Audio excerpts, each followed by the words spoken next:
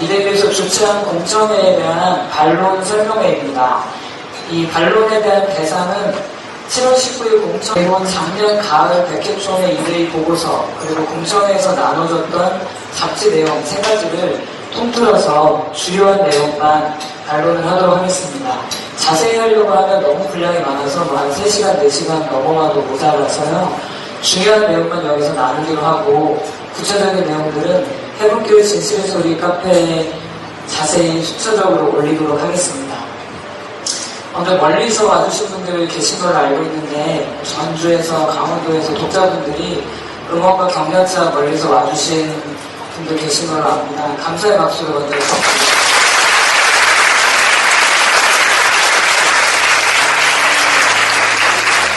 현재 스카이프로 지금 미국에서 신학 도와준 목사님이 같이 화상으로 참여하고 있고요. 그리고 해븐교회 성도들과 또 교단 관계자들이나 관심 있는 분들 와주셔서 감사를 드립니다. 1부에서는 저서 사상에 대해서 주로 나누도록 하겠고요. 2부에 가면 이 저서 사상의 열매가 어떻게 삶에 맺어졌는가, 정원 목사 개인의 삶과 그리고 해븐교회 성도들, 독자들의 삶에 대해서 간단히 나누도록 하겠습니다. 설명회를 해서 보통 뭔가 이제 딱딱한 분위기를 생각하시고 지루하실까봐 일부러 이런 파티하우스를 빌렸습니다. 여러분 축제같이 생각하시고, 특히 독자분들은 정원 목사님 저서 사랑하시는데 모일 기회가 없어서 많이 아쉬우셨을 거예요. 뒤에 이후에 간식도 있고 즐거운 시간이 되시면 좋겠습니다.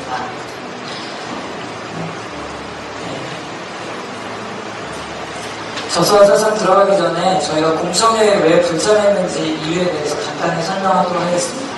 저희가 2014년 12월부터 지금까지 약 2년 가까이 거의 돼가죠. 합신총회 노회 이대위에 수많은 공문을 보냈습니다. 공문 분량을 따지자면은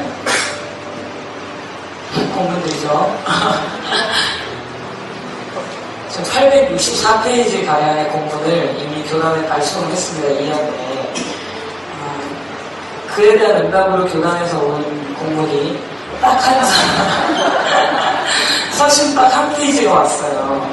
이 한 페이지의 서신이 그나마 이 많은 공문들에 대한 적당한 응답이었다면 저희가 공청회에 참여를 했을 것입니다. 그러나 전혀 정당하지 않았을 뿐 아니라 거짓이 있었기 때문에 어차피 공청회에 가도 정당한 토론이 이루어지지 않겠구나 생각을 하고 공청회 참석을 포기했습니다. 이 한 장 서신에 온 내용이 뭔지만 같이 나눠보겠는데요. 이 864페이지 공문에 대해서는 진실의 소리 카페에 부분적으로 공개를 했습니다. 공문 목록인데요. 1번부터 쭉 처음에 보낸 것이 타명서였고 그 이후 내용들이 올라가고 있죠. 자세한 내용은 카페를 참조하시면 되고요. 반복된 내용도 있고 보냈는데 사유 없이 단성된 것도 있고 그래서 저희가 재차 보낸 것까지 합해서 864페이지입니다. 이거 잘 안 들으실 것 같아요. 합신에서 온 한 장의 공문 내용을 한번 같이 읽어보겠습니다. 첫 번째는 나중에 얘기하고요. 그래서 밑에서부터 올라가고 있습니다. 공청회에서 다룰 저서에 관한 신학적 자료는 백회총회 보고한 자료를 참조하시기 바랍니다. 8페이지짜리 보고서인데 저희가 설명회 전에 영상 띄웠던 보고서고 여기에는 본인이 그냥 단정적으로 이러이러하기 때문에 문제가 있다 이렇게 했을 뿐이지 정당한 신학적 자료가 없는 내용들입니다. 그래서 이 4번 내용은 저희가 생각하기에 2번부터 갔나 보죠? 문제가 있다고 생각이 됐고 2번에서는 원래 백회총회에서 정원 목사님 저서에 대한 1차 보고를 했다고 되어 있는데 저희가 교단 관계자분들하고 만나서 얘기를 나눠봤어요. 그랬더니 정원 목사님 저서에 대해서도 전혀 모르시고 참여교로 금지가 됐다는 걸 아는 분도 거의 없으신 거예요. 어떻게 됐나 굉장히 궁금했는데 최근 아름아름해서 알게 된 내용에 따르면 아마 거의 다른 문제 때문에 논의가 분분하다가 정원 목사님 내용은 뒤로 미뤄지고 어쩌면 그냥 다뤄지지 않기로 거의 마지막 날까지 미뤄졌다가 마지막에 그 이대희 의원들 중심으로 남아있을 때 갑작스럽게 통과가 됐다고 들었습니다. 제가 직접 참여해서 확인해보지는 않았지만 만약에 이게 사실이라면 왜 교단분들이 그렇게 이 사실을 몰랐는가 저희가 궁금히 여겼던 거에 대한 답이 될 것 같습니다. 사기총회 2차 보고를 하기로 하고 공청회를 진행하기로 했는데 그 사이에 목사님 소천하셨죠. 작년 11월에 소천하셨습니다. 별세에서 소명할 수 없기 때문에 저희가 공청회를 원치 않는다. 집합을 할 수가 없다. 우리는 저자가 아니기 때문에 연구를 해야 된다. 그러므로 서면 토론을 원한다. 이렇게 말씀을 드렸는데 그에 대해서는 아무 응답이 없었습니다. 그리고 만약에 공청회를 한다면 지금 법적 절차를 진행하고 있기 때문에 허위제보 문제를 해결하고 그 다음에 신학적 문제로 들어가야 하지 않나 해서 법적 절차 끝난 이후로 공청회를 미뤄줬으면 하고 부탁을 드렸어요. 거기에 대해서도 아무 응답 없이 일방적으로 공청회를 강행했습니다. 제가 8월 8일에 최종 고소인 진술을 마쳤어요. 그리고 공청회가 7월 19일날 했기 때문에 제일 바쁠 시간에 공청회가 진행된 거에 대해서 유감을 표합니다. 저희가 참여하지 못한 것을 안타깝게 여긴다고 하셨는데 만약에 정말 참여를 원했다면 저희가 요청한 대로 일정을 밀어주시는 것이 옳지 않나 싶습니다. 네 번째 아까 얘기한 것처럼 자료가 없는 것을 자료로 삼가하시는 것은 문제가 있었고 그리고 오늘 이 PPT에서 다룰 중요한 내용은 이 첫 번째입니다. 정원 목사 저서에 관한 보고서를 작성함에 있어서 귀하가 제기한 문제들이 없었음을 알려드립니다. 저희의 800페이지가 넘는 분석과 보고와 탄원서와 모든 것에 대한 한 줄의 평가입니다. 귀하가 제기한 문제들이 없었다. 과연 그러면 귀하가 제기한 문제, 귀하는 저희죠. 저희가 제기한 문제가 뭐였고 그리고 정말 그 문제가 없었는가 아니면 있었는가 살펴보도록 하겠습니다. 귀하가 제기한 문제를 저희가 제기한 문제는 크게 얘기하자면 연구 시작의 문제와 연구 과정의 문제 그리고 연구 결과의 문제입니다. 연구 시작도 거짓이고 연구 과정도 거짓이고 결과도 거짓이다. 이것이 저희가 공문으로 보낸 내용입니다. 연구 시작이 왜 거짓이냐면 허위 제보로 연구가 시작됐기 때문입니다. 두 가지로 생각할 수 있는 첫 번째는 허위 제보라는 점입니다. 이 제보가 왜 허위인가? 이 제보자가 해변교회 내에서 심각한 문제를 일으켰다는 것은 인터넷상에 저희가 공개했기 때문에 알려진 바입니다. 그리고 나서 반성하지 않고 거액의 헌금을 요구하고 자진 탈퇴한 이후에 인터넷상에서 이러한 시비를 일으킬 뿐 아니라 허위 사실들을 유포하는데 본인도 허위임을 인지하고 있습니다. 많은 글들 위에 100% 사실이면 100% 허위라는 단서를 처음에 달고 시작하고 픽션이라는 표현은 사실과 허구를 조합한 소설이라는 뜻인데 이런 단서를 본인이 달고 글을 씁니다. 아마 명예훼손의 위험을 피해가려고 했는지 모르겠지만 본인도 허위라는 것을 알고 허위 유포를 하고 있습니다. 그리고 허위 제보로 시작됐다 할 때 제보로 시작이 된 게 사실인가를 살펴야 됩니다. 저희가 교단에 계속 이 연구는 신학적 연구가 아니다. 제보로 물들어있다. 그것도 제보가 허위다. 이런 얘기를 했을 때 교단에서 얘기한 바로는 제보로 시작되지 않았다. 오직 저서를 분석한 것일 뿐이다 라고 답변을 했습니다. 저희가 알기로는 이대위 보고서, 그리고 공청회, 그리고 잡지, 교단 관계자들과의 대화를 통해서 제보로 시작됐다는 것은 아주 명확하게 서류상으로 드러나 있는 부분입니다. 이대위 보고서에 있는 부분, 그리고 공청회 발언, 그리고 카톡 증거, 이대위 보고서 조사의 필요성에 제보로 시작되었다라는 부분이 명시가 되어 있고 8페이지 가량의 6차례 정도 제보에 의하면 제보자의 제보 분량이 굉장히 많은 분량 보고서를 차지합니다. 그리고 이 공청회에서 다룬 내용은 공청회에서 제보에 대해서 다루지 않겠다고 저에게 얘기를 했는데 실제는 제보가 1000페이지가 넘었다. 제보 내용이 이러했다 하고 공청회에서 다루는 걸 보고 제보 얘기를 하시는구나. 역시 제보가 반영된 게 맞구나 생각을 했어요. 놀라운 건 제보 자료는 1000페이지가 된다고 하는데 신학 연구 자료가 얼만큼인지는 얘기하지 않았습니다. 세 번째는 이 카톡 자료인데 비목사님으로 알려진 이 문제를 일으킨 목사님이 소속된 노회의 카톡 그 단톡방에 올라온 내용입니다. 해공교회 동목사 생활을 하다가 억울하게 쫓겨난 이 목사가 제보를 했다. 그리고 이 제보 때문에 99회 총회에서 이단성 조사하기로 결의했다. 제보로 시작했다는 것을 내부에서 명확하게 알리고 있습니다.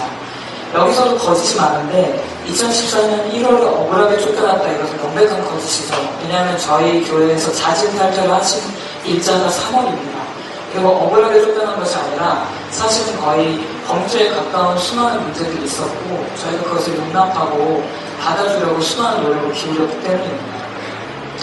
그래서 이단상담소에 피해 사실을 제보한 것 그리고 이단성 조사를 결의한 것을 알게 돼서 해국교회에서 탄원서를 냈다는 것까지도 나왔는데 이 짧은 카톡 내에도 많은 거짓들이 들어있습니다. 그리고 김 목사님 본인 카페 자료에도 실제로 본인이 쓴 글에 김 목사가 본인이 김 목사라고 쓰시잖아요. 이단 상담소의 피해 사실을 제보한 것과 명확하게 많은 자료들, 이 외에도 저희가 더 많은 자료를 제공할 수 있지만 시간상 생략하겠습니다. 시작이 일단 거짓으로 시작됐다면 단추가 잘못 끼워졌죠. 그렇기 때문에 연구 내용들이 다 아주 황당할 정도로 왜곡이 되어 있습니다. 연구 과정에 가장 영향을 심하게 미쳤던 것은 허위 제보자가 연구자와 결탁이 됐다는 것입니다. 이 부분에 대한 이단 사전 낙인의 문제가 먼저 뜨네요. 이단 사전 낙인의 문제는 저희가 탄원서를 제출했을 때 탄원서를 확인하거나 아니면 저희가 추가 자료를 내겠다고 요청한다든지 면담을 요청을 할 때 허용을 하셨어야 되는데 단 한 번의 연락이나 피해자 조사가 없었습니다. 그리고 저희가 탄원서를 낸 자체에 대해서 이것은 이단들의 전형적인 수법이다라고 얘기하셨는데 저희는 아직 연구 시작도 되기 전부터 이단들의 전형적인 수법으로 낙인이 찍힌 채로 연구가 진행이 됐습니다.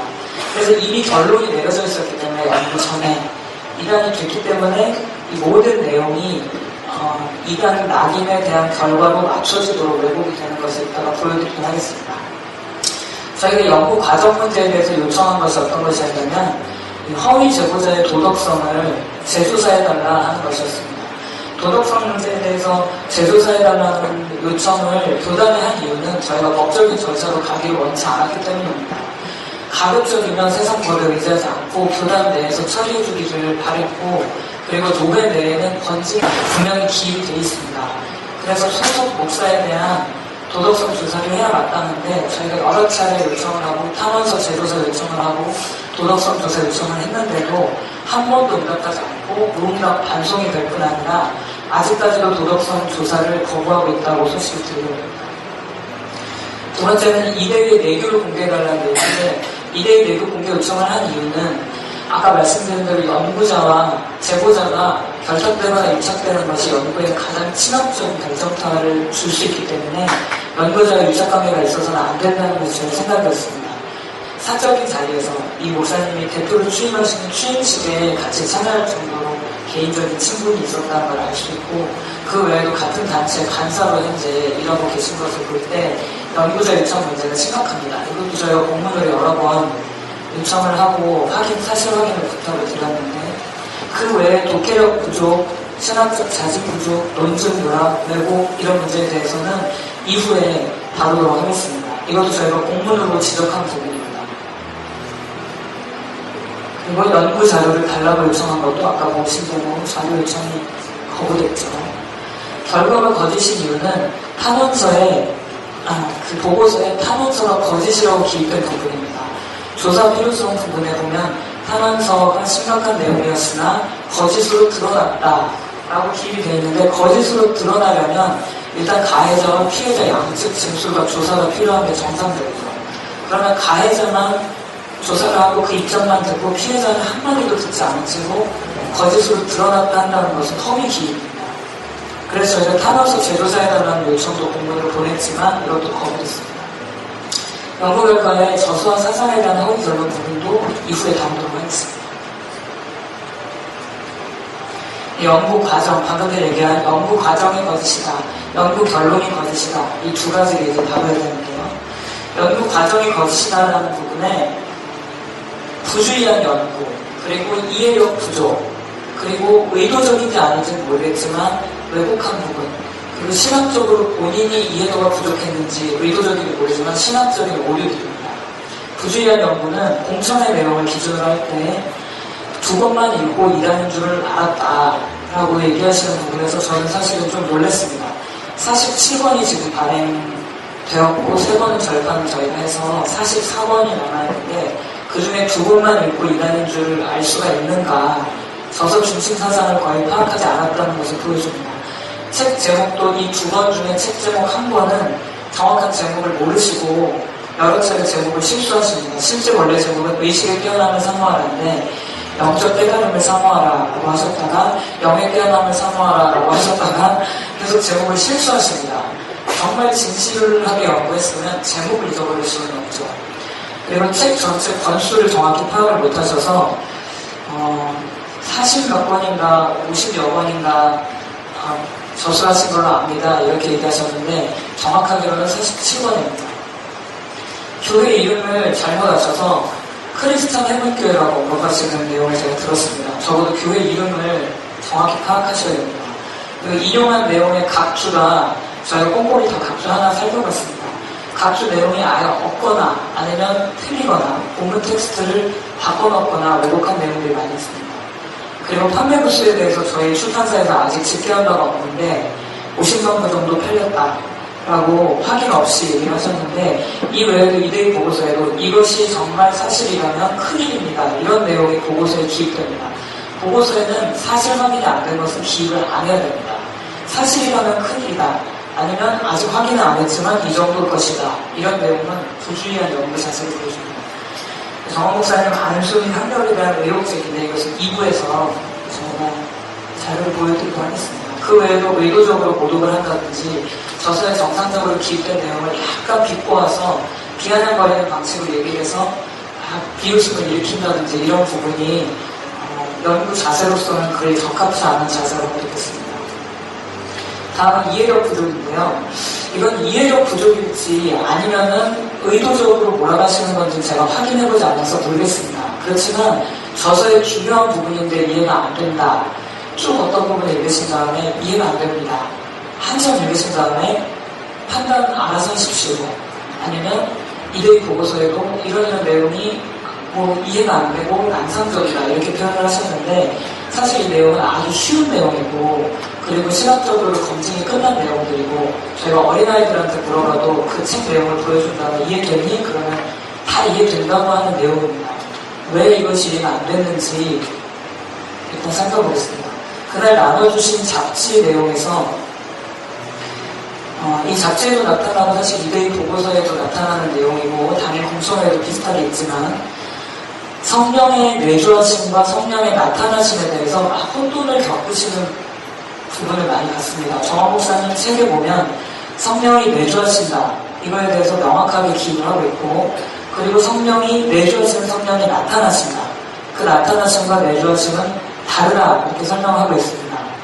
우리는 성령을 새로 받는 것이 아니라 이미 내주하시는 성령의 역사가 밖으로 나타나는 것이다. 그리고 주의 영이 거하시지만 풍성하고 충만하게 성령의 충만을 받아야 된다 이런 내용들이 나옵니다.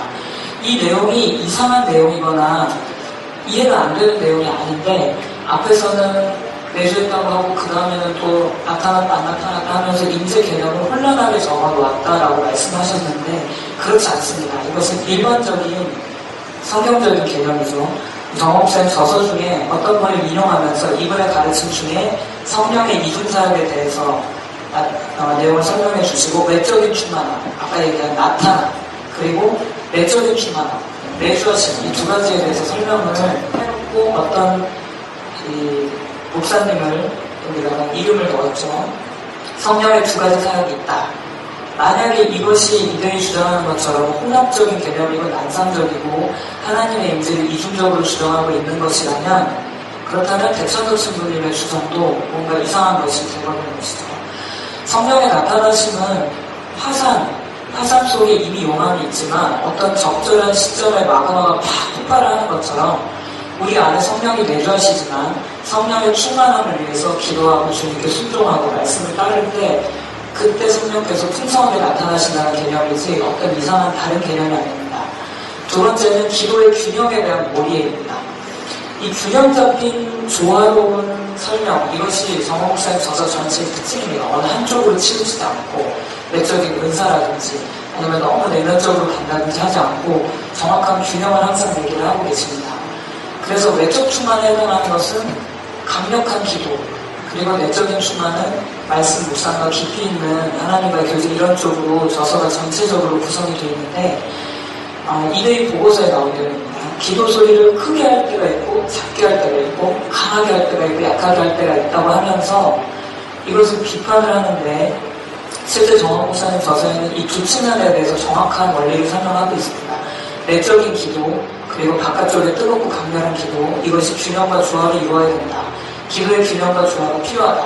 이 내용을 원리적으로 정확히 설명해왔기 때문에 누가 읽어도 이때는 이렇게 하면 되겠구나 이럴 때 이렇게 하면 되겠구나 다 이해를 할 수 있어요. 이거에 대해서 어떻게 비판을 하셨냐면 어떨 땐 크게 하라고 그러고 어떨 땐 작게 하라고 해서 결국은 정원 목사의 말이 정답이 되어버린다. 이게 정원 목사가 교주라는 증거다. 이런 식으로 몰아갑니다. 하지만 원리가 아주 명확하게 기입된 내용에 대해서 이해가 안 된다고 하는 것은 옳은 자세다.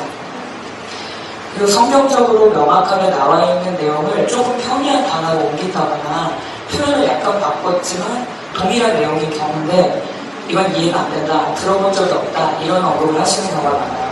예를 들면 유교의식과 영예의식 이게 무슨 말인지 모르겠습니다 라고 얘기를 하시면서 마치 이상한 사상인 것처럼 얘기를 하셨는데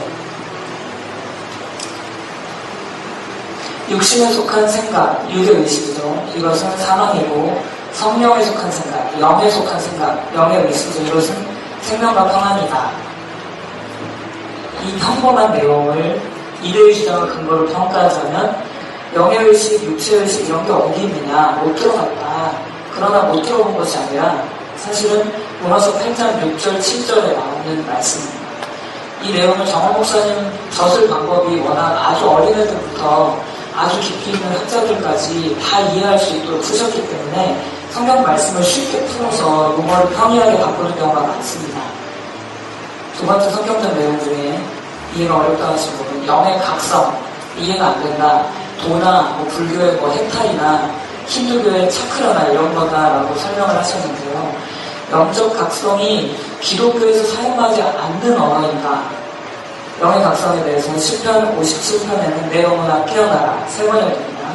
시편 108편에 내 영혼아 깨어나라 골로새서에 감사함으로 깨어있으라 깨어있으라 깨어있으라 영으로 깨어있기를 계속 강조하는 구절들이 많이 있습니다. 그 다음에 영혼의 성장과 발전에 대해서 문제 제기를 하시면서 소요리 문답에 사람의 제일 되는 목적은 하나님을 영화롭게 하고 영원토록 즐거워하는 것이다 인데 정원 목사는 이거는 다르게 영혼의 발전이 사람의 목적이라고 했다. 소요리 문답과 다르다라고 말씀하셔서 과연 다른지 여러분 17장 4절에는 하나님을 영화롭게 하는 것은 하나님이 맡기신 일을 이루는 것으로 표현을 해놓으셨고 문제는 주님의 음성입니다에 나오는 인생의 목적은 영혼의 발전입니다 라는 본문에 주님께 순종하고 그분의 소유가 되고 동행하면서 모든 삶을 나누는 것 이것이 영혼의 성장이다 라고 설명해봤습니다.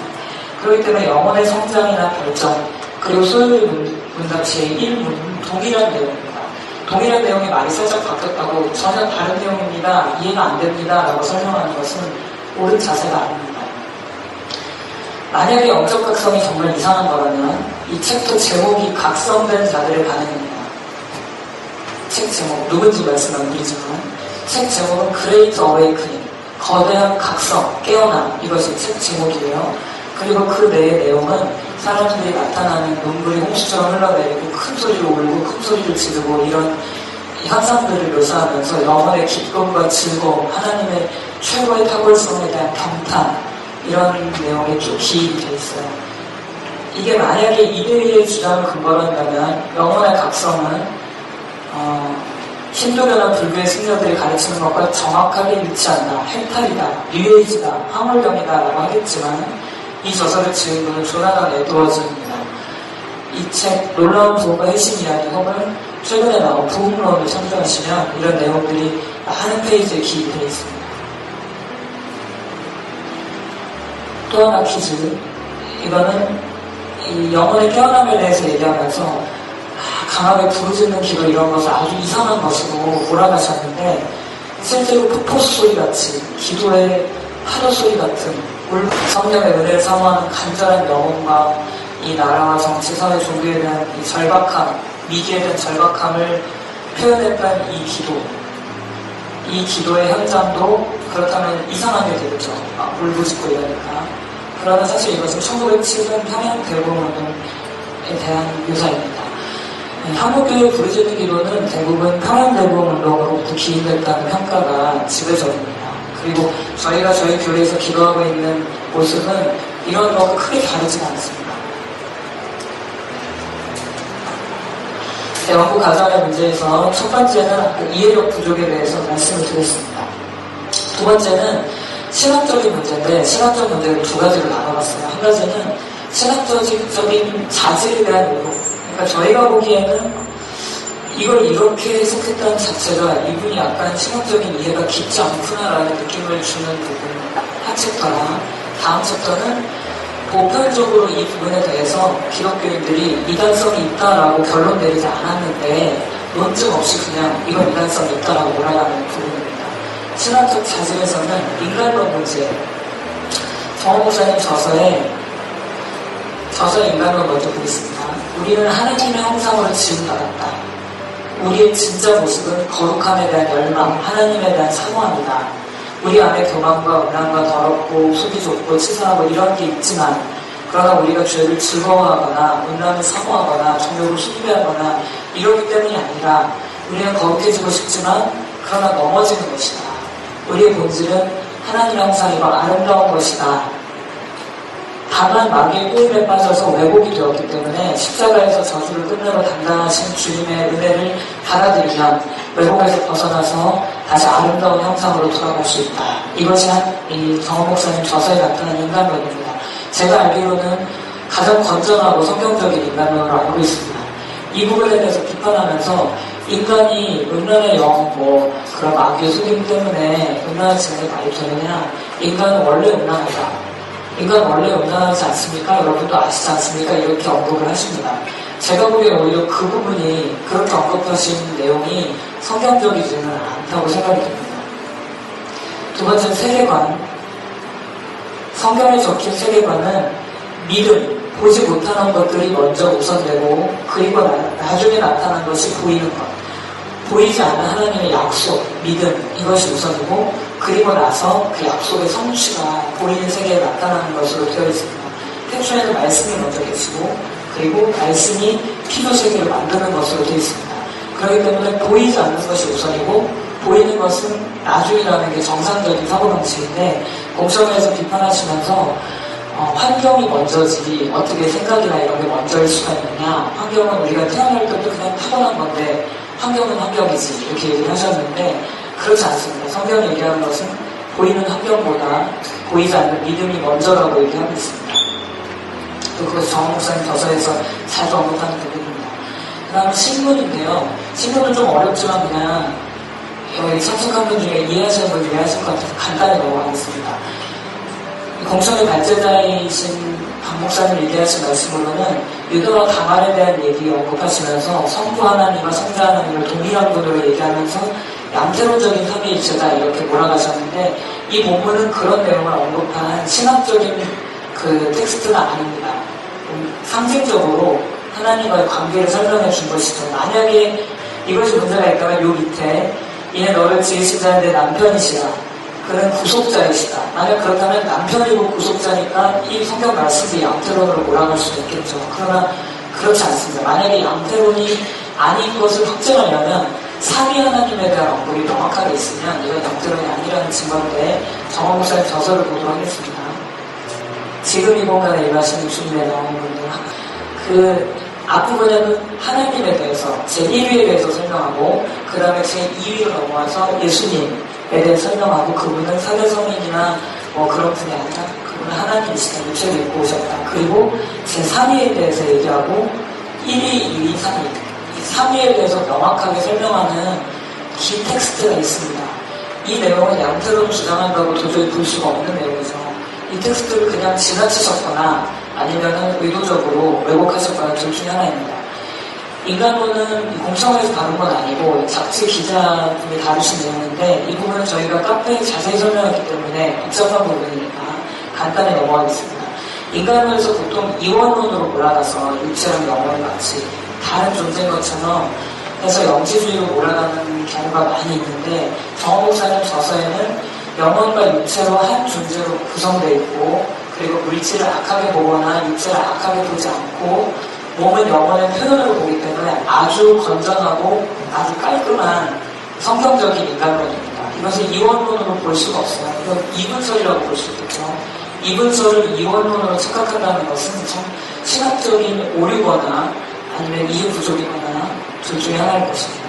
구원론에 대해서도 아마 문제 제기를 하신 것 같은데 정원 목사님의 구원론은 십자가의 용서와 사랑 이것을 받아들여야 한다. 자기 행위를 덧붙이면 안 되고 스스로 의로워지려고 하면 안 된다.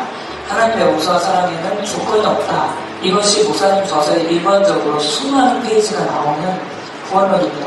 이 내용에 대해서는 저희가 다 PPT로 보여드리기에는 분량이 많아서 책자를 만들었는데요.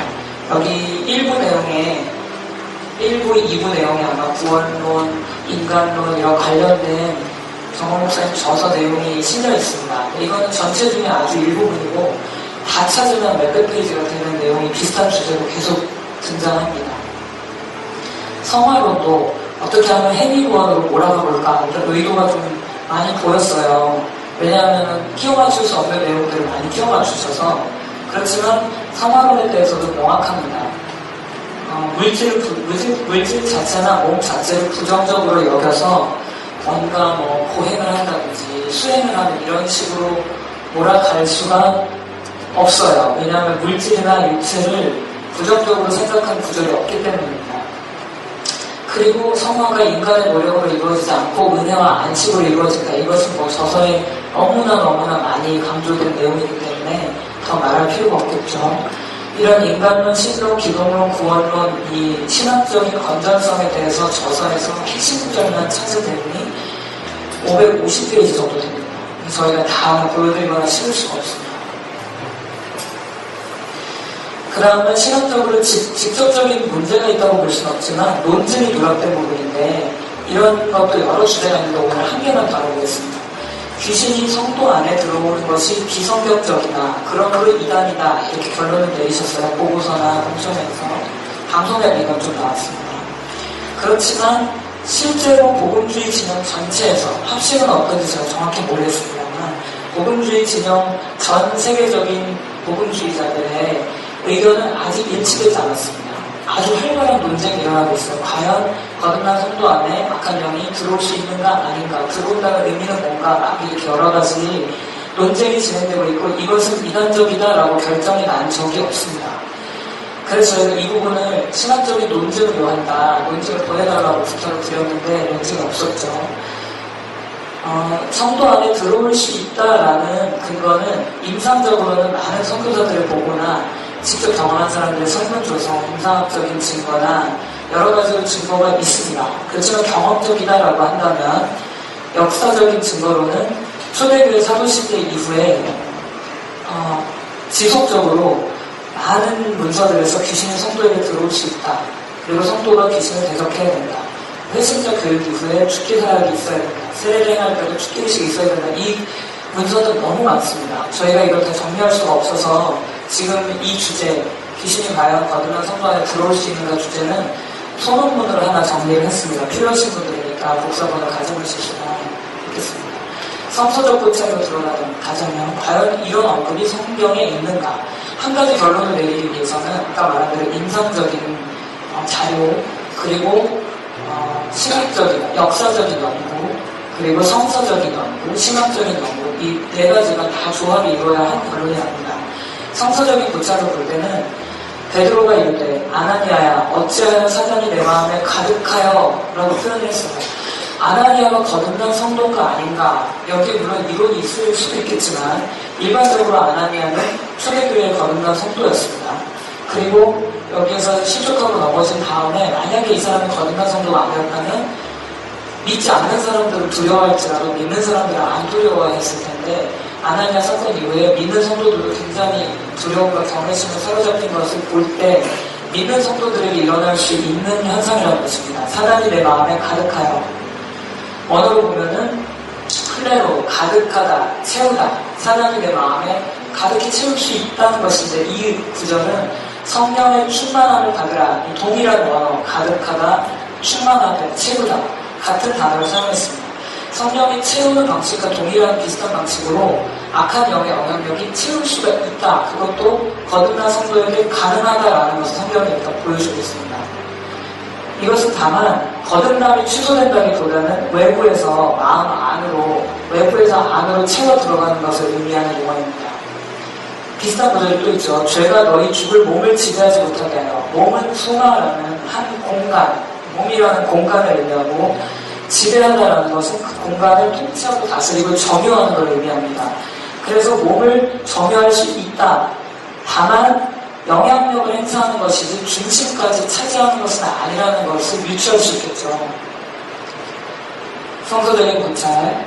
이 이슈는 그래서 현재 복음주의권에서 활발하게 논의가 되고 있고 아주 저명한 학자들 중에 이것을 찬성하는 사람들이 많이 있습니다. 현대 학자들은 좀 잘 모르실 테니까 옛날 사람으로 치면 루터라든지 아니면은 마틴 루이드 존스라든지 저서에 보면 비슷한 내용들, 대적기도가 필요하다 이런 내용들을 언급을 하고 있어요. 그리고 신학적인 합의가 이루어지지 않았는데 비성경적이다라고 논증 없이 단정을 내려버린 다음에 그러니까 이단이다 이렇게 몰아가는 것은 옳은 자세가 아닙니다.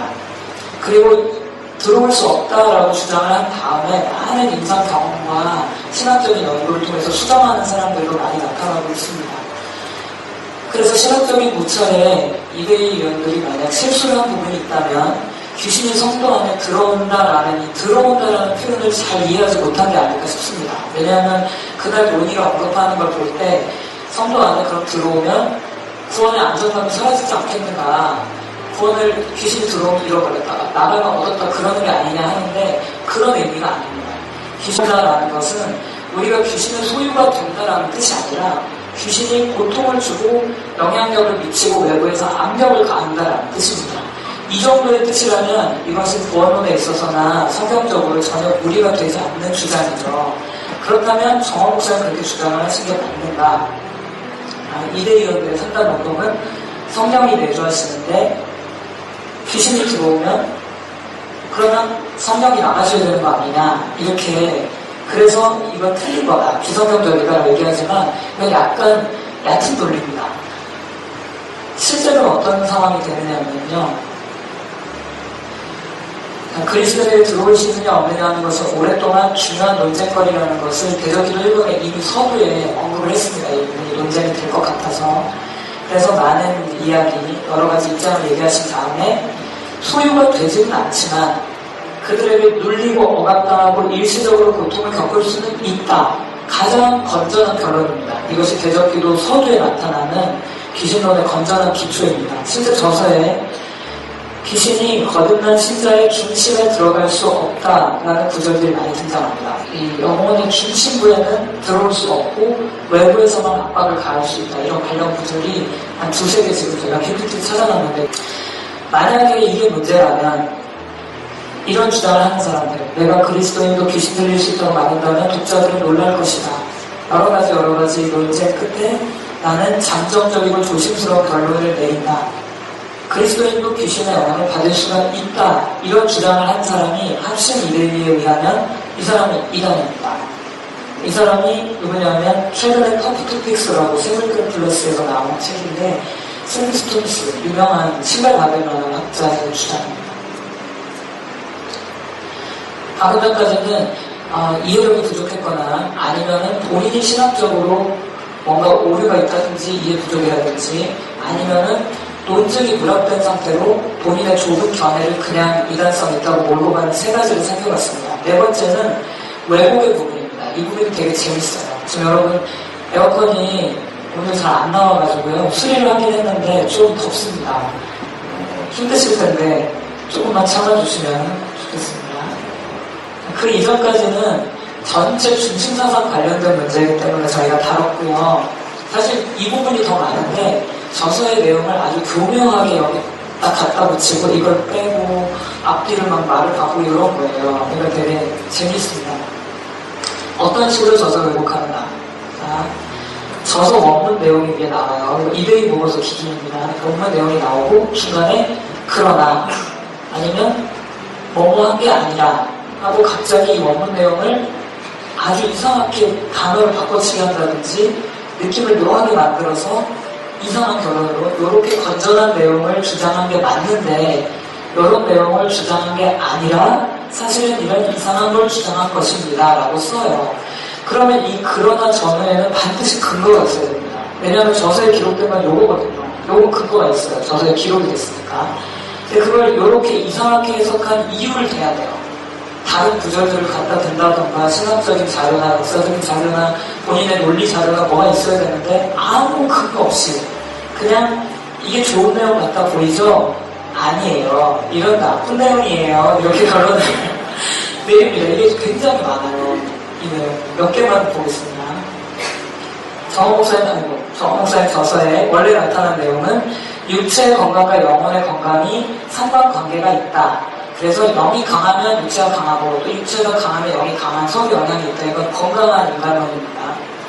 그런데 갑자기 여기다가 여기 이제 원래 신명이 약한 자의 승리하는 삶에 신체의 힘과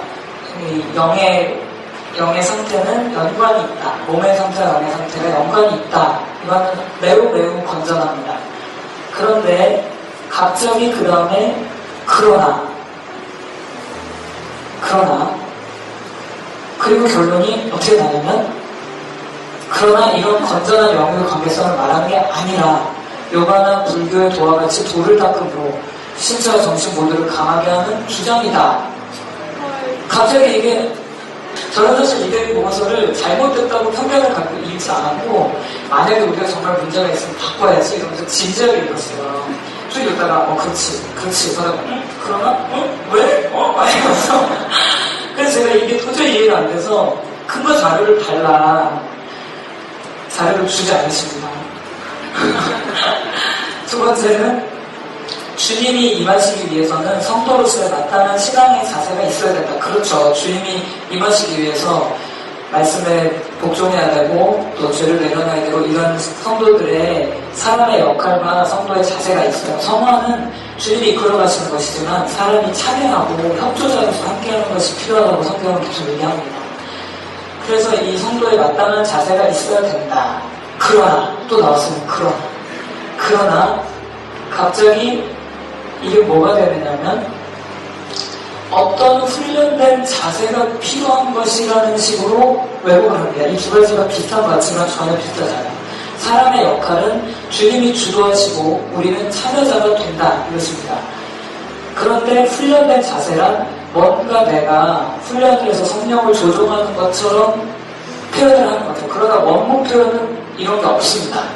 근데 단어를 살짝 바꿔쳐서 이걸 저희는 뭐라고 표현하냐면 뉴에이지 스프레이라고 표현합니다. 뉴에이지 냄새가 나게 칙칙칙칙 이렇게 뿌렸어요. 그러면 위의 내용을 볼 때는 아무도 뉴에이지 같다고 생각하지 않습니다. 그러나 이걸 싹 바꾸면 좀 뉴에이지 같네 라고 느껴집니다. 이 방식으로 대부분의 저서들을 다 왜곡을 했습니다. 그래서 사람의 역할을 하고 뜨네요. 사람의 역할이 훈련된 자세로 바뀌었다. 자, 그 다음에 비슷한 내용이랑 급하게 가면 성도에게 오셔서 함께 하신다. 아주 정확한 성경론이죠. 오시고 함께 하신다. 그러나 이걸 의미하는 게 아니다. 자꾸 아니에요. 아니고 뭐냐면 주님이 가셨다 오셨다 한다는 뜻이라는 거예요. 그럼 아마 한국의 성도들은 다 이해할 것입니다. 이렇게 가르친 바가 없습니다. 아무도 이렇게 이해하지 않습니다. 그리고 독자들도 아마 아실 거예요. 이런 뉘앙스를 풍기는 저서에 한 구절도 없어요. 그리고 뭔가 물리적으로 느낄 수 있고 알 수 있는 방법, 뭔가 심리적이고 감각적인 경험을 마치 추구하는 것처럼 결론을 내렸으나 원 저서에는 이런 의미가 없을 뿐더러 이 물리적이고 감각적이고 심리적인 것을 경계하는 구절이 엄청나게 많습니다. 그러니까 저희가 뒤에 모아놨어요. 소책서에 여러 페이지가 됩니다. 그런데 이 임재가 마치 가심과 오심, 주님이 왔다 갔다 하실 수 있고 구원을 이룰 수 있는 것처럼 잘못 가르치는 것처럼 자발적으로 단어를 추가했다는 것입니다. 자, 그래서 오셔서 함께 하심을 의미하지 않고 이것도 비슷해서 빨리 넣어보겠습니다. 오셔서 함께 하심이 아니라 만질 수 있고 느낄 수 있고 이걸 자꾸 집어넣어요. 왜냐하면 뉴에이지나 신진주의 특징이 감각적인 인재 추구라는 것입니다. 근데 저희는 제 양심을 걸고 말하지만 저희가 감각적인 인재를 추구하는 것에서 어떻게 보면 제일 좀 멀리 있다고 볼 수 있습니다. 이런 걸 많이 경계해요. 그래서 이 결론에 굉장히 황당해서 제가 알 수 없어 나는 꼭 자료를 받아봐야 되겠어 라고 생각했습니다. 이건 재밌는 걸 하나 넣었습니다. 여기 잡지에 나온 건데 음식을 지나치게 즐기면 영의 기쁨을 방해하게 됩니다. 이건 경험해본 분들은 아시죠? 많이 먹으면 기도에 좀 부담이 됩니다. 그리고 주님의 위로를 구하지 않고 외롭고 슬프고 지칠 때 과자와 먹을 것에 이렇게 의지해버리면 그러면 영이 약해질 수 있습니다. 주님께 나아가는 게 좀 부족해지죠. 그래서 가급적이면 필요 이상으로 먹는 것은 피하십시오. 땅에 속한 것보다 하늘에 속한 기쁨이 중요하다. 이런 내용이에요. 아주 건전하고 좋은 내용이죠. 그런데 이거를 과자는 모든 음식물에는 영이 있다. 이렇게 결론이 나요. 이건 지금 만물에 영이 있다라는 그 챕터에 나온 내용인데 제가 도저히 이해가 안 돼서 내 상식은 이해가 안 된다고 생각했습니다. 앞부분은 그 패턴, 그러나 한 다음 바꾸는 이걸 논리 오류를 뭐라고 표현하냐면요. 허수아비 공격의 오류라고 합니다. 이 원래 사람을 공격해야 되는데 이 원래 사람이 아니라 요상한 허수아비 하나 만들어 놓고 나빠 이렇게 공격을 한다는 거예요. 그러니까 그러나 이후에 저서가 이상하게 관질이 됐고 이걸 막 비난을 합니다. 근데 만약에 이거 허수아비라면 저도 비난할 것 같아요. 좀 이상해요. 그렇지만 원래는 그게 아니라는 거죠. 이게 교묘한 논리 오류입니다. 두 번째는 짜깁기인데 저서에 이만큼 부분이 있는데 중요한 논지는 다 빼먹고 아닌 것만 살짝 뽑는 겁니다. 자, 보여드릴게요. 우리는 어떤 때는 하나님께 가까이 나아가야 되고 어떤 때는 마귀를 대적해야 됩니다. 이 두 가지는 다른 것입니다. 실제로 성경 구절에도 마귀를 대적하라. 그럼 너희를 피하리라. 하나님께 가까이 하라. 그럼 가까이 하시리라. 그건 성경 구절 그대로입니다. 그리고 어떤 때 하나님께 나아가는 기도를 드려야 하는데 어떤 때는 아무리 회개하고 반성하고 기도해도 이 눌림이 해결이 안 될 때가 있다. 그럴 때는 분별해서 마귀를 무너뜨리는 기도를 해야 된다라는 내용입니다. 건전한 귀신론입니다. 지극히 건전합니다. 이 일부분 어떤 때는 회개가 소용이 없었습니다. 기도하는 것도 소용이 없어서 그래서 악한 영들에게 대적하는 기도를 했다는 이 내용을 어떤 때는 이런 거 다 빼고 그냥 회개가 소용이 없고 주님께 기도하는 것도 소용이 없다. 그래서 우리가 기도는 소용이 없다고 말한다. 무조건 다 대적하라고 말한다라고 결론을 내렸습니다. 그래서 질병이나 모든 문제, 부정적인 현상들을 다 귀신을 쫓으라고 말한다라고 결론 내렸는데 전혀 저서와 아무 상관이 없습니다. 저서는 매우 균형적으로. 근데 저서 원문 대부분을 생각한 채 몇 줄만 뽑아서 거기서 중요 단어들을 빼고 아주 이상한 기도로 몰아가는 것이 이 반대 결론을 도출하는 방식입니다. 여기에는 인용 구절 페이지 수도 없고 중간에 한 4페이지 분량을 생략을 하고 단어를 바꾸고 의미를 바꿨습니다. 이렇게 하면 성격도 이상하게 몰아갈 수 있어요. 자, 만약에 앞의 내용이 이상한 것이라면 더러운 영들에게 직접 명령하기를 기대하신다. 예수 이름으로 명하노니 두려워하라. 여기서 떠나 다시는 돌아오지 말지어다. 이 내용이 기록된 이 중간에 여러 논리가 있어요. 그리고 성경 구절도 있고 균형 잡힌 여러 설명이 있지만 이것만 딱 빼다가 직접 귀신 대적하는 것은 비성경적인 주장이다. 이렇게 결론을 내린다면 이걸 주장한 웨이블렘, 조직신학에서 아주 웨이블렘도 문제가 있다고 봐야 되겠죠. 대적기도 이상하게 몰아가기 위한 여러 시도가 있었습니다. 첫 번째는 다 기도를 필요 없고 모든 건 다 대적만 해라 이렇게 왜곡을 했고 두 번째는 질병의 원인을 귀신으로 지각한다. 이런 식으로 몰아갔어요. 실제는 어떤가? 실제는 모든 병들이 악한 영 때문에 생기는 것으로 생각하지 않습니다. 자연적인 원인, 영적인 원인도 있습니다. 배가 아프면 나쁜 걸 먹어서 아픈 경우도 있고 굶어서 아픈 경우도 있고 식중독 때문에 경우도 있고 많은 경우가 있다. 그 다음에 관련 구절이 여기 많이 있습니다. 질병의 근원은 다양하다 가지고 한 제가 2-3페이지, 3-4페이지 모을 수 있는데 이거 외에도 더 많습니다. 여기 부분만 찍었습니다. 그 다음에 죄의 책임.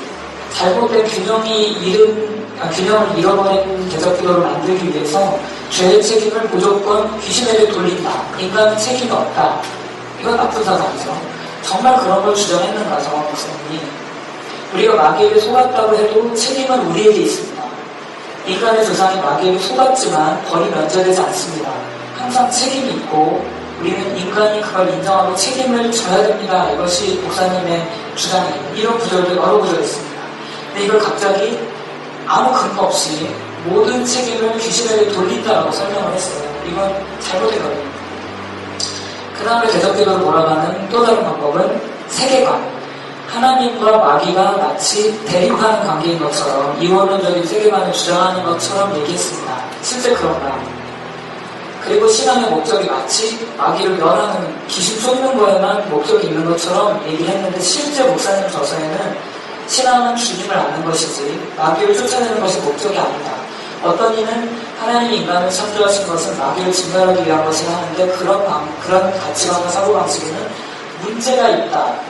하나님이 인간을 사랑하시고 교제하기 위한 것이지 인간을 기계로 여기는 그런 가치관, 사고방식은 옳지 않다라고 명확하게 대적기도 사고 결론에 기입이 되어 있어요. 근데 이 반대를 무시하고 반대 결론을 냅니다. 이건 논리 오류로 반증 무시의 오류라고 합니다. 반대 증거가 엄청나게 많은데 다 무시해버리는 거예요. 그리고 본인은 반대 결론을 내리는데 증거는 없어요. 이것이 반증 무시의 오류. 이 방식도 외국에 많이 사용됐습니다. 이런 여러 가지 방식을 통해서 건전한 저서를 이렇게 저렇게 다 왜곡을 시킨 결과 어떤 결론이 내려졌는가.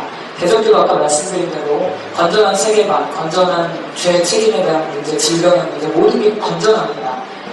중심서상을 요약해보자면 대적기도는 그 자체가 목적이 아니라 주님을 아는 것이고 경험하는 것이고 주님께 가까이 나아가는 것이 목적이고 그 방해인 마귀를 제거하는 것일 뿐이다. 이것이 대적기도 전편에 수없이 많은 구절이 증거하는 내용입니다. 대표 구절 하나만 지금 여기 넣었는데 이 외에도 많은 구절들이 있습니다. 그리고 대적기도에 대해서 나머지 공격한 게 뭐냐면 어떻게 생각을 통해서 악한 영이 들어올 수 있느냐. 그리고 더러운 영, 무슨 영 하는 것은 이상한 세상이다. 이런 내용이에요. 퀴즈를 이번에 넘어가겠습니다. 사단이나 아니면 사단 친구들이 있나봐요. 그의 친구들이 만들어낸 감정, 이런 악한 생각들을 마음속에 사단이 넣어준다. 자, 이 주장이 이대의 방식으로 비판한다면 잘못된 신앙이에요. 그러나 찰스 스펄전의 승리가 보장된 싸움에 기입된 내용입니다. 그리고 이런 영, 저런 영, 그런 게 모두 다 나쁜 것이라면 분노의 영, 절망이나 좌절의 영, 두려움의 영, 여기서 떠나 다시 돌아오지 말지어다. 이런 내용도 무슨 영 이렇게 해서 이단 사상 베낀 거다 라고 하겠지만 이 내용은 아까 말씀드린 웨이브로라는 책에서 인용한 내용입니다. 어떤 건전한 책이든지 일부만 딱 따다가 반대 증거 다 무시하고 다 짜깁게 하면 이상한 사상이 될 수 있다는 얘기죠. 호흡기도를 이상한 사상이라고 건드리는 내용 중에 대표적인 건 두 주제입니다. 호흡기도 자체의 원래 주제는 주님을 갈망하고 사랑하기 위해서 어떻게 하면 온종일 기도를 멈추지 않을 수 있을까? 어떻게 하면 걸으면서, 먹으면서, 사람들과 대화하면서 모든 시간에 그리스도를 의식하고 주님을 경배하고 높일 수 있을까? 이 고민에서 시작된 것이 호흡기도죠. 대표 구절은 이 기도의 중심은 오직 그리스도를 사랑하는 것이다. 그리고 사모함이 있어야 한다. 그리스도를 갈망하는 사람만 이 기도를 드릴 수 있다. 기계적으로 드릴 수 있는 기도가 아니다. 사랑을 통해서 나오는 기도다. 이것이 호흡기도의 중심 주제인데 이것을 두 가지로 몰아갔습니다. 첫 번째는 중언부언입니다. 중언부언은 일반적으로 의미 없는 말을 의미 없이 그냥 마음을 안 담고 기계적으로 반복하는 걸 중언부언이라고 해요. 가나다라 이런 거. 이런 건 중언부언이죠. 아무 의미가 없죠. 그렇지만 예수 호흡기도는 예수님 나를 불쌍히 여겨주십시오. 예수 충만.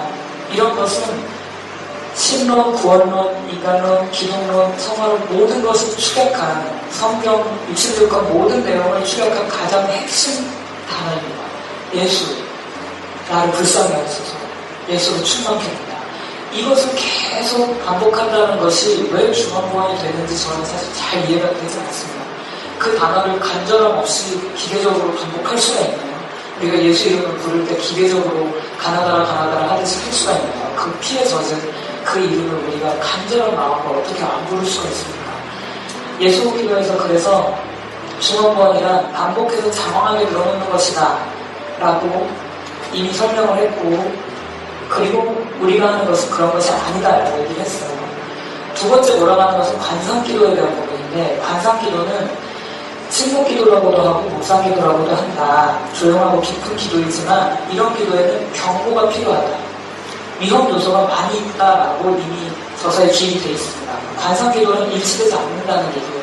실제로 저희가 시간이 없어서 다 증명하지 못하지만 기독교, 침묵, 인간론의 중식 사상에 있어서 호흡기도랑 관상기도는 전혀 다른 내용입니다. 그리고 그날 배포한 잡지에도 관상기도의 대가가 얘기하기를 호흡기도는 다르다, 관상기도랑 이렇게 말했다. 그러나 나는 그렇게 생각하지 않는다 이렇게 나와요. 그러나 저는 다르다고 생각합니다. 그러나 두 번 하면 됩니다. 만약에 거룩하다 이걸 반복하는 것도 중언부언이다.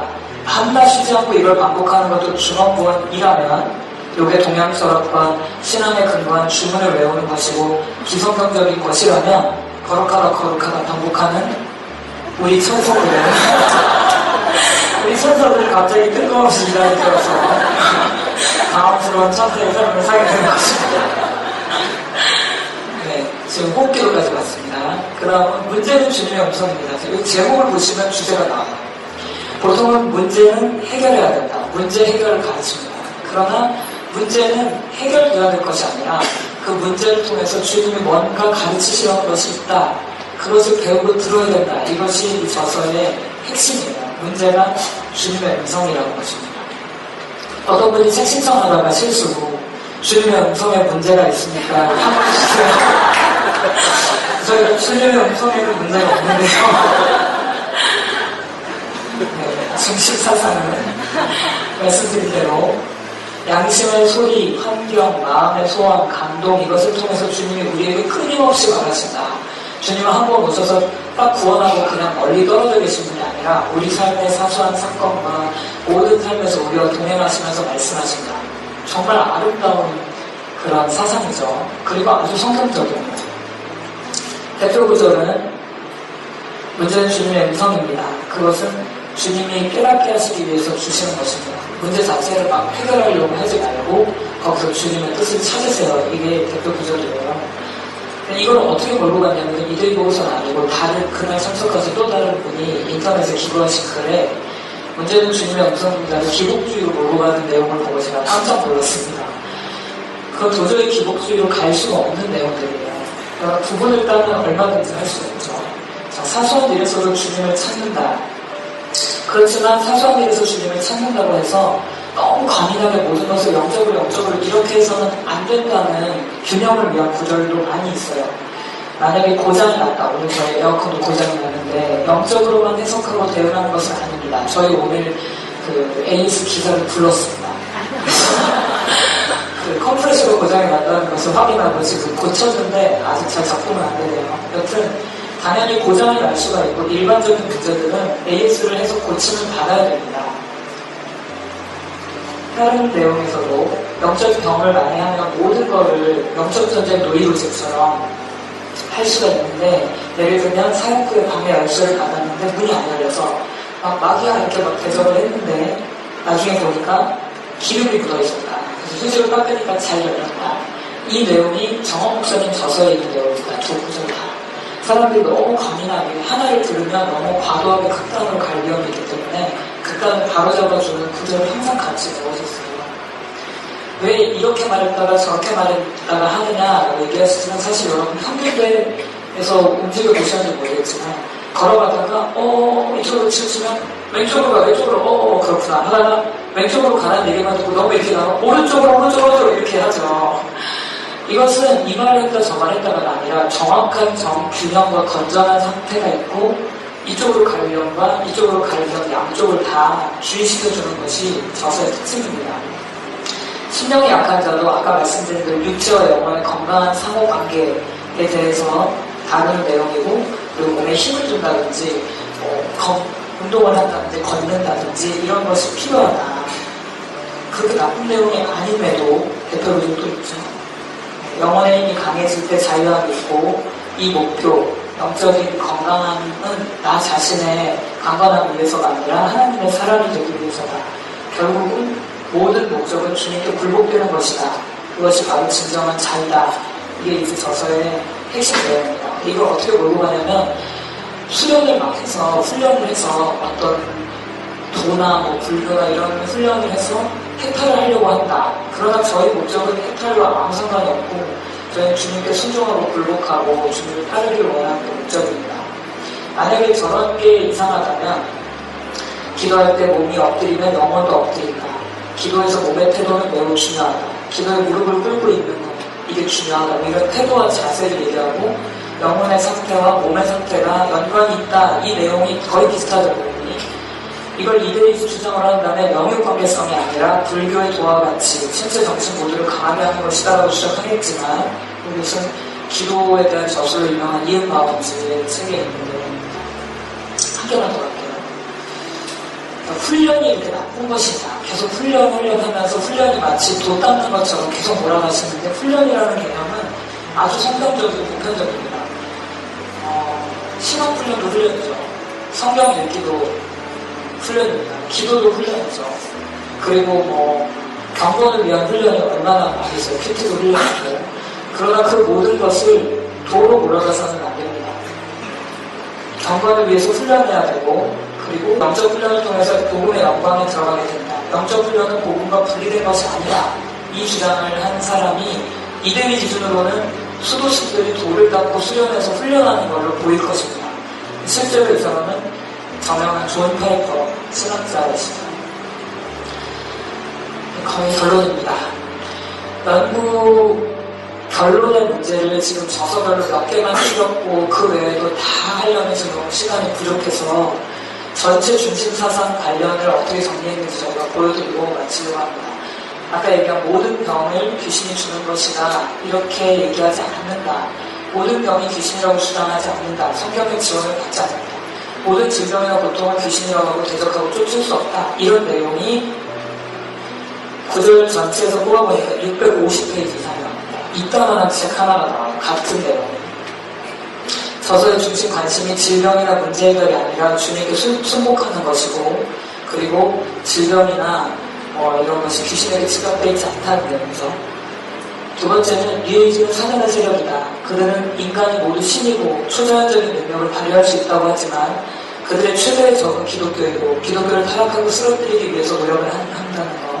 종교 다원주의, 예수 외에도 구원이 있다. 모든 종교는 다 거기서 거기다. 이런 것이 가장 지독하고 무서운 악령의 세력이라는 것. 심지어 기독교 구원론에도 종교 다원주의 같은 것을 섞으려고 하는데 악한 영들은 이 섞임을 통해서 기독교를 무너뜨리려고 한다. 이 뉴에이지에 대한 경계, 신비주의에 대한 경계, 그리고 다원주의적인 요소들을 경계하는 내용, 이거에 대한 인간론, 신론, 기독론, 구원론 반대되는 모든 내용을 찾아본 결과 역시 550페이지 이상입니다. 그리고 훈련의 의미에 대해서 우리가 주님을 마음대로 부릴 수 있는 것이 아니라 우리가 그분의 손에 사로잡혀서 주님이 우리를 마음대로 부리실 수 있도록 한다. 영성 신절을 경험하는 게 제 첫 번째 쓰신 책입니다. 뉴에이지는 힌두교와 불교가 혼합된 정신체계고 각종 신비현상으로 영혼을 빼앗으려고 하지만 신비적인 세계를 소개해주고 신이라고 가르치지만 그러나 신령한 삶이란 신비체험이나 황홀경이나 신비하고 깊은 지식이 아니라 단순하고 아름다운 삶, 그리스도께 굴복하는 삶이다. 그래서 훈련은 은혜의 도구의 개념이며 주님께 소유되기 위한 것이지 마음 수련, 기복, 명상 이런 이교도적인 것이 아니다라는 내용이 1010페이지거든요. 특히 정원 목사님 저서가 영적인 부분들을 많이 다루고 있기 때문에 혹시 사람들이 체험에 미혹돼서 잘못 빠질까봐 경계하는 구절들이 아주 많이 있습니다. 하지만 영적인 실제라는 것은 신비한 체험도 아니고 놀라운 지식이나 깨달은 비춤, 엑스타시, 황홀경 이런 것이 아니다. 은사와 능력도 아니다. 영성이란 곧 사랑이다. 영적 성숙이란 사랑의 분량의 증가다. 우리는 하나님이 아니고 피조물이고 예배자이고 우리 목적은 초능력이나 초감각이 아니고 주님이시고 우리 목적은 성공이 아니라 주님을 기쁘시게 하는 것이다. 그래서 영성의 개발이나 영의 발전은 기도와 말씀, 예배와 헌신과 회개, 순종을 통해서 인격적인 관계를 통해서 이루어진다. 이런 내용들, 영혼의 각성이 주권에 대한 굴복이고 신분 체험도 아니고 그 목적은 오직 주님을 사랑하고 사람을 사랑하기 위한 것이다. 영적 대각성, 영적 각성의 의미는 기독교에 자연스럽게 받아들여지고 있는 주님을 사모하고 더 깊이 따르기 위한 사람들이라면 누구나 사모하는 것이다. 라는 것을 뒷받침하는 내용도 330페이지입니다. 저희가 연구했던 자료들을 쌓아본다면 계속 내려오죠. 엄청난 분량의 연구 자료를 찾아봤습니다. 수천 페이지 될 거예요, 아마. 저희가 지금 책도 새로 산 게 엄청 많고, 논문 자료 다 찾고, 이따가 참고 자료를 한번 저희가 쭉 띄워드릴 텐데, 이 자료를 찾는 시도를 왜 해야 되냐면, 아까 말한 결론이 이해가 안 되는 부분이 전부예요. 저는 사실은 읽어보고, 수정할 부분이 있다고 느껴지면 진실으로 수정하기를 원했습니다. 왜냐하면 정원 목사님도 생전에 사람이 늘 배우고 발전하는 것이기 때문에 어떤 비판이 들어왔을 때 고칠 것이 있으면 고치라고 늘 말씀하셔서 저도 저서에 만약 문제가 있다면 올바른 지적이라 한다면 언제든지 수용하고 고치려고 준비를 하고 읽었어요. 도저히 이해할 수 없는 결론. 여러분 지금 보셔서 아시겠지만 뭔가 근접하다든지 비슷하기라도 하면 제가 그렇겠다라고 이해할 수 있는데 완전히 반대. 그것도 1000페이지 이상 가량되는 반대 구절을 다 무시하고 500페이지 이상 반대 구절을 다 무시하고 그리고 일방적으로 결론을 내렸는데 자료가 없어요. 도대체 어떤 신학적인 관점과 사고방식으로 이런 결론이 나왔을까를 알고 싶어서 합신 관련된 합신 신학과 그리고 전체 복음주의 진영에서 인정하는 신학자들의 책을 다 모았습니다.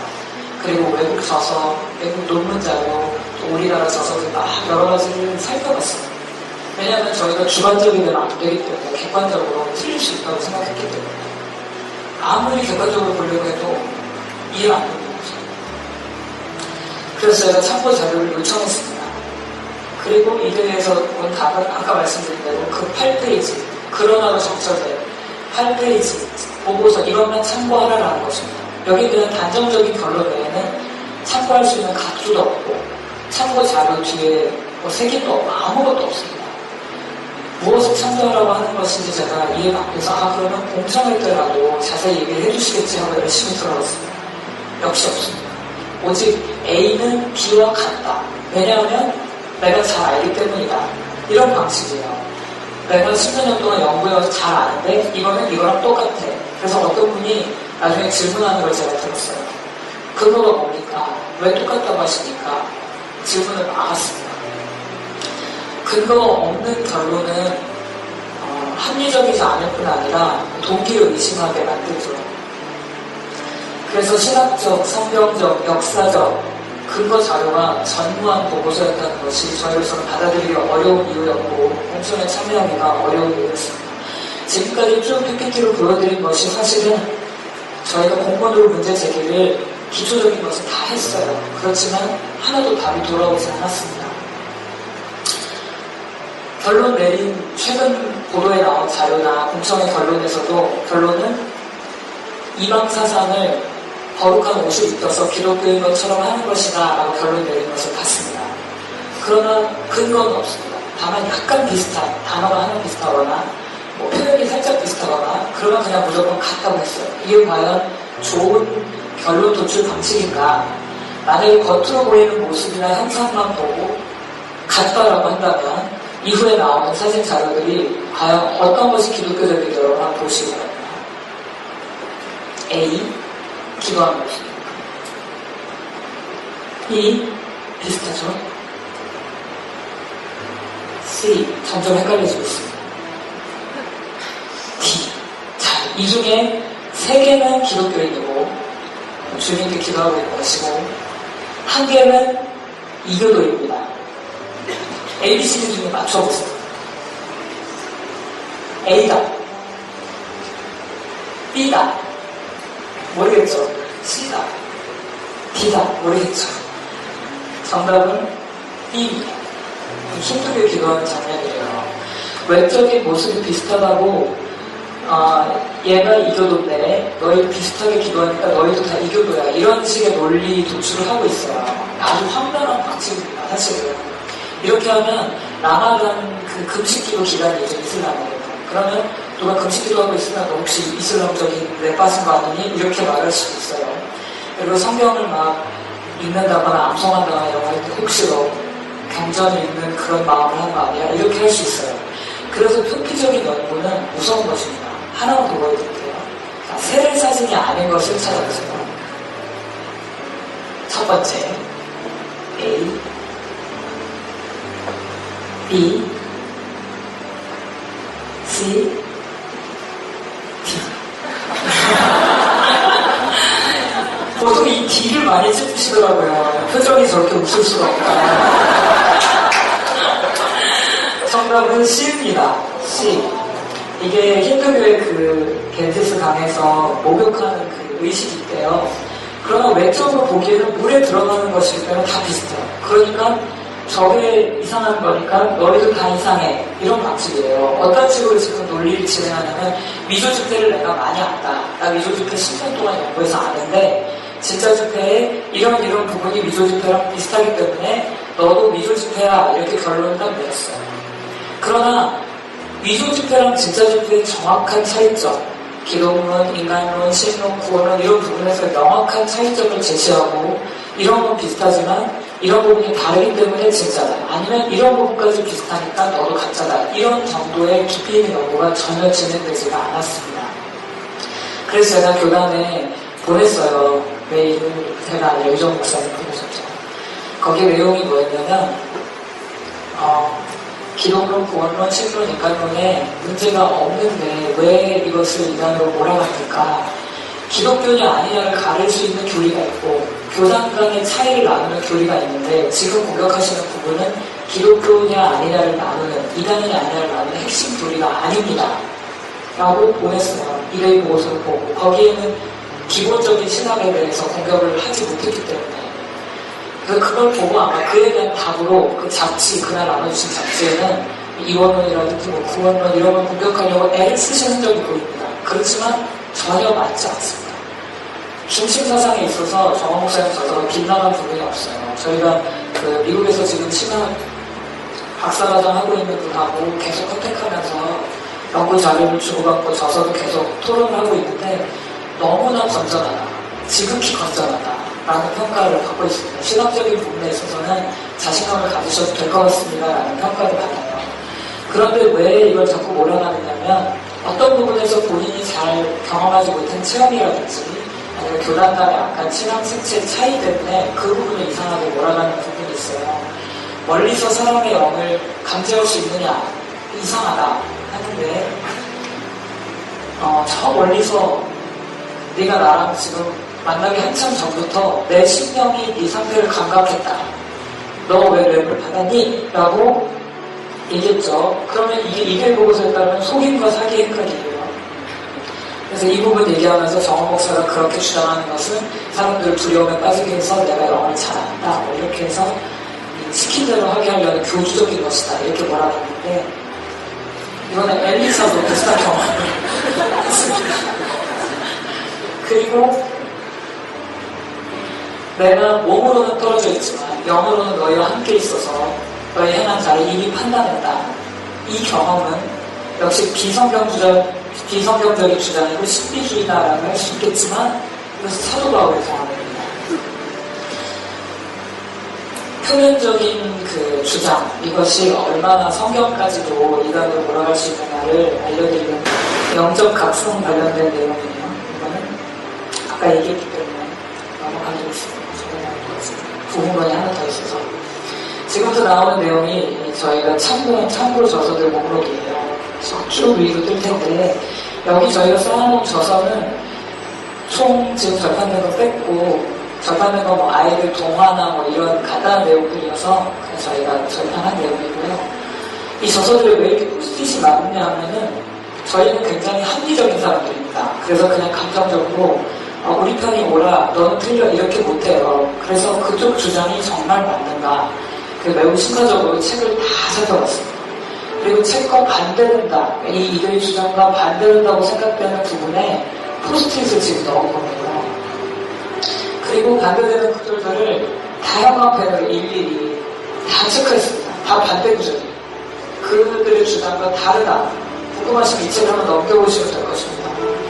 저희는 사실 원래 이 저서를 2번, 3번 다 읽어본 사람들이에요. 10년 전부터 독자니까 다 내용을 압니다. 알기 때문에 사실 안 읽어도 보고서 보면 이상하다라고 생각이 돼요. 그렇지만 저희는 그렇게 못합니다. 양심적으로. 그래, 우리가 편들 수가 있다. 우리 교회에서 또 성도들이 좋아하는 책이니까 잘못 판단될 수 있지. 다시 보자. 비판하는 사람이 하고 다시 봤어요. 그런데 너무나 많은 이 수많은 포스트잇의 이 향연을 보세요. 너무나 많은 반대 구절과 반대 자료들이 넘쳐납니다. 그래서 저희가 그래도 이 저서만이 아니라 다른 자료를 참조해보도록 하고, 수많은 자료들을 참조하고, 외국 자료까지 다 참조하고, 외국의 신학 관련자들을 문의하고, 이런 과정을 거쳤습니다. 그래도 저희가 생각할 때는 도저히 이 결론을 용납할 수 없다. 그것이 저희 결론입니다. 제 1부 신학 관련된 내용은 이 정도로 마무리하려고 합니다. 여러분이 재밌게 보셨는지 모르겠는데 저는 딱딱한 진리 자체를, 팩트 자체를 설명하는 것보다는 관계성을 참 좋아합니다. 왜냐하면 기독교는 어떤 한계의 종교나 지식의 종교가 아니라 관계, 나를 위해서 죽으시고 피 흘리시고 나를 사랑하신 그리스도와 관계를 맺는 것, 그분의 종이 되는 것, 그분의 소유가 되는 것이 기독교이기 때문입니다.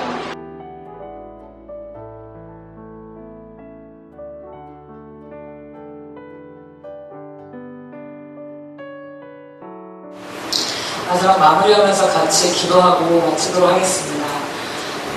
같이 한번 기도하겠습니다. 한국교회가 감당해야 될 직면한 많은 현안들과 과제들이 있고, 통일을 비롯해서 우리가 거쳐가야 할 교회 회복을 위해서, 부흥을 위해서 감당해야 될 많은 기도 제목이 있습니다. 한국교회는 사실 온종일 나를 위해서 기도하기를 원하는 교회인데, 이 씨름을 하느라 많은 곡을 나눠진 소진하고, 많은 책을 읽고 대응하느라 기도에 집중하지 못하는 것이 사실 제일 아쉽습니다. 저희 교회가 올바르게 사명을 감당할 수 있도록, 또 진리수를 사용하시는 분들이 더 올바르게 감당할 수 있도록 저희도 돕기를 원하고, 또 저희를 도와주셨으면 좋겠고, 서로 연합하고 사랑하는 관계가 되었으면 좋겠습니다. 같이 기도하고 제가 마치기로 하겠습니다. 기도하겠습니다.